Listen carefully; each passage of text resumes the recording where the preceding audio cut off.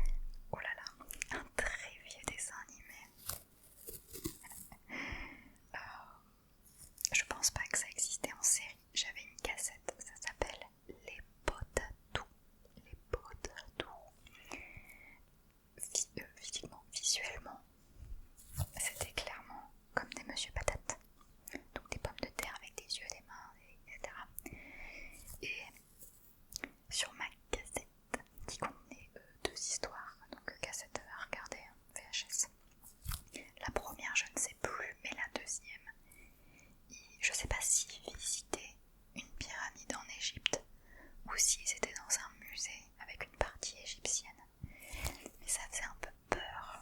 Ça me rappelle Tintin, les cigares du pharaon, avec ces images qui font peur là, Osiris et tout, c'est des personnages de mythologie grecque. N'importe quoi. Des histoires égyptiennes qui sont assez effrayants, qu'on peut faire assez effrayants. Et voilà, je sais plus ce que ça racontait, hein, juste ils allaient visiter, mais j'adorais l'ambiance du truc. Je ne connais que ça, je sais pas s'il y a d'autres cassettes, j'ai l'impression pareil qu'il y a vraiment que moi qui connaissais les potatos. Mais très bon souvenir. J'aimais bien voir cet épisode qui faisait peur. Un jeu, alors ça fait partie des jeux